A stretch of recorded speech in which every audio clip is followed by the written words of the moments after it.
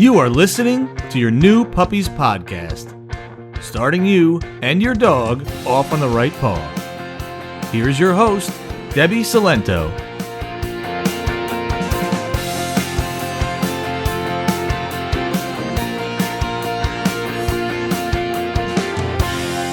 Hello and welcome to episode 64 of your New Puppies podcast. I'm Debbie, and today we are going to talk about the downside of a fenced-in backyard, part 2. Now, part 1 is all the way back in episode 19, and there I talk about the difference between your dog having enough physical exercise and your dog being bored, because sometimes a fenced-in backyard could cause that problem. And that is true for dogs of any age, from puppies all the way to adults. In fact, when I did that episode, I was inspired by behaviors that my own dog, Lucy, was showing. Now, I wanted to do this one because there's 2 more big reasons I want to talk about, and they've been coming up a lot. And then I saw this article, and it completely made sense to me. This article talked about how 33% of millennial homebuyers say the decision to buy a house was driven by their dog, by being able to have a fenced-in backyard for their dog. And yards that are fenced in sell for 12% higher. And when I read this article, I was like, this makes so much sense, especially from what I am seeing. I feel like there's been more fenced-in backyards than I've ever seen before. Don't get me wrong. I am about to burst some bubbles, but I'm not saying don't get a fenced-in backyard. I'm not saying you're not going to be able to use your fenced-in backyard. Full disclosure, I have a fenced-in backyard with a dog door. So my dogs pretty much have complete freedom most of the day, not all of the day. And I'll talk about that as an example in a minute. But especially if you have a puppy, there are some training and things we have to do before we just let them loose. Okay, so a lot of times I'll say a fenced-in backyard is great for a dog, not so much for a puppy. But good news is, if you have a puppy right now, you're going to eventually have a dog. And that fenced-in backyard is going to be a great resource for you. The trouble is that a lot of us end up depending on it more than we should, well, because it's so easy. So that's what I'm here to talk about. Now, as I mentioned, I have 2 main reasons, or 2 main categories, I guess, of why a fenced-in backyard can work against us. And if you listen to this podcast on a regular basis, I'm really not going to talk about anything new. But maybe these things that I talk about a lot, you aren't thinking about them in the sense of a fenced-in backyard. Because one is going to be giving your puppy too much freedom too soon, and the bad habits that can develop from that. And fenced-in backyards can also completely ruin your recall, which applies to both puppies and adult dogs. So let's get started. So the number one mistake that new puppy owners make, and I've talked about this before, is that they give their puppy too much freedom too soon.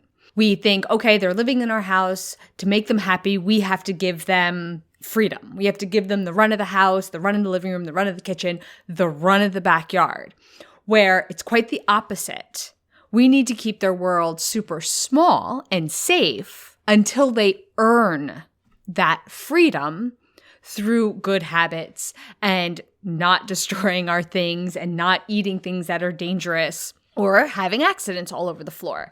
And what I think happens is when they're inside our house, it's more natural for us to keep their world small because all of our things are there because of potty training. And when we get out in the backyard, well, potty training isn't an issue because, well, they're outside. They can go wherever they want. And, no, our things aren't out there, but there's still a lot of dangers out there. There's still a ton of things that they can eat, that they can pick up. They can start digging. They can start barking at their neighbors. And if you are not out there with them, you can't stop them from doing any of that. So if we just talk about puppies for a second, so young puppies, just brought them home and they're learning the ways of the world, they're not making good decisions yet. They don't know what those good decisions are. We have to teach them what they are. And to do that, we have to be there with them. So I don't think any puppy I want to say under a year, but I'm going to say at the very, very, very least under 6 months old. This is definitely going to depend on your dog and the behavior and the training that you've done. Should be outside by themselves. We don't let them out and then watch them out of the kitchen window because we're not out there to stop them. A dog walks by, they're going to bark at the fence. There's pine cones all over the yard. They might start to eat them. Just like you wouldn't send a 2-year-old out into the backyard and then watch them from a window. A young puppy's no different. And depending on your situation, even if you are out there with them, having them on a leash may also be completely appropriate. Because the point here is we want to have as much control over the situation as possible so we can teach our dog or our puppy what we want them to do. So let's talk about an older puppy or maybe a dog who has already developed some of these behaviors outside. Everything already applies here. If you want to change behavior, it's the same thing as if you want to teach one, because really that's what you're doing. You're just teaching an alternate behavior and you're trying to break a bad habit instead of preventing one from happening. This all applies. You got to be out there with them. It becomes harder because obviously we're in the habit of not being out there with them, but that's the only way to really change it. So let's go back to my dogs for a second. In my situation, I have a fenced-in backyard. It's a pretty big backyard. It's about an acre. It's technically 2 backyards fenced in together, but in the area of New Jersey I'm in, it's a significant backyard. And I also have a dog door. So my dogs have a lot of freedom during the day. They also have a terrible habit of barking at everybody that goes by, particularly dogs. If they even hear a dog go by, they are out that door running back and forth between the houses barking at the dog. Now, I don't care. I don't care that they go out there and bark, but I know that I am in the minority of people.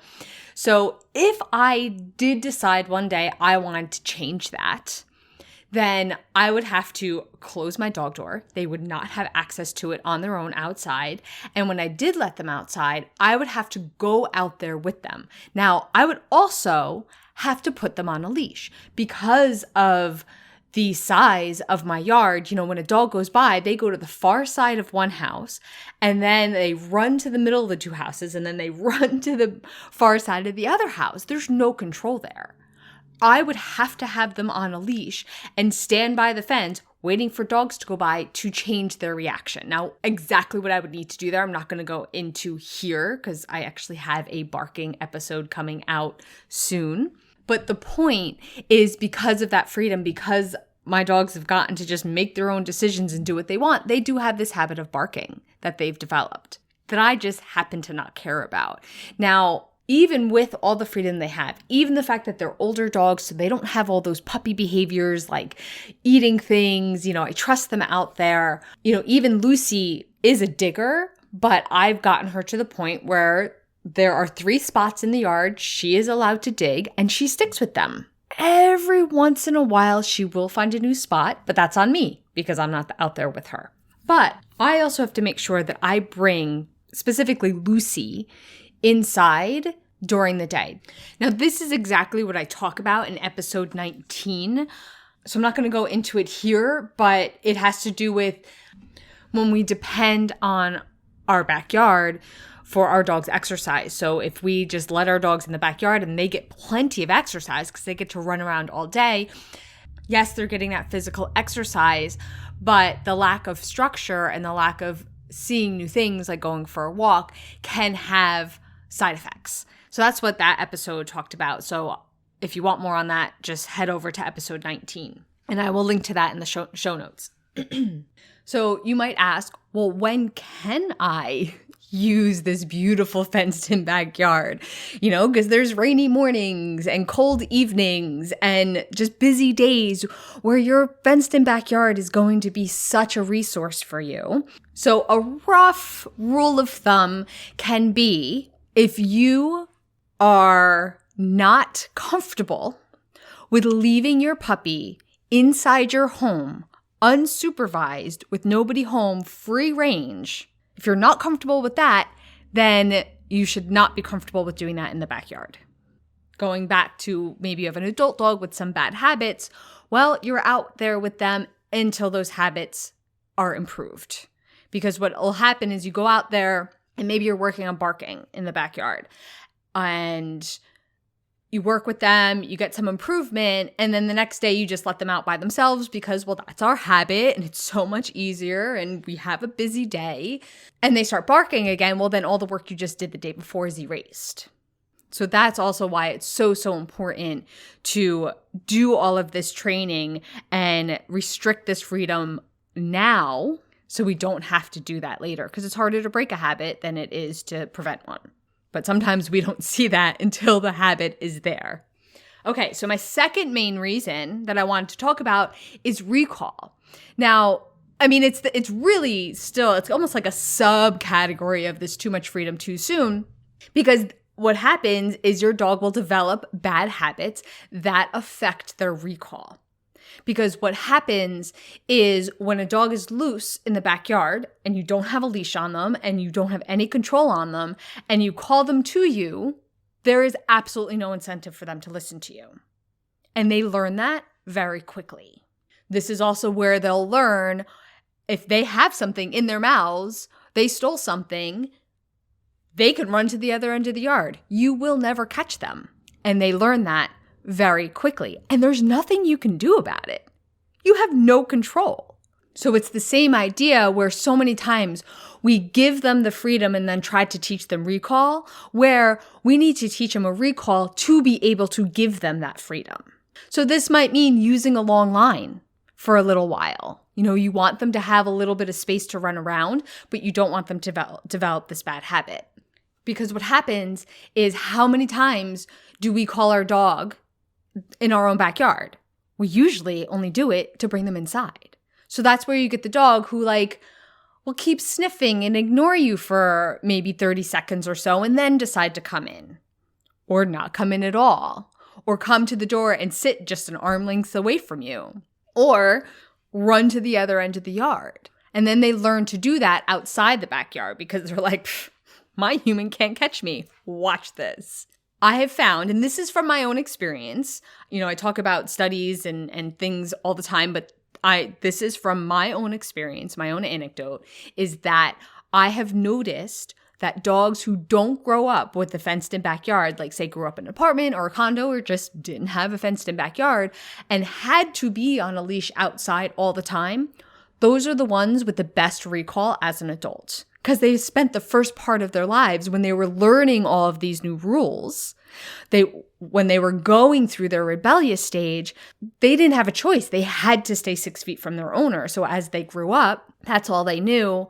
So they still don't go very far. Now, of course, it comes down to temperament as well. There's those dogs that it does not matter. The second a leash comes off, they're taking off. And there's also those dogs that it doesn't matter.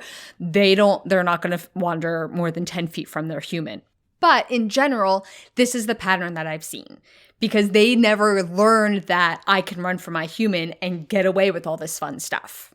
Okay, again, if you have a puppy, this is a reason not to let them loose in the backyard just yet.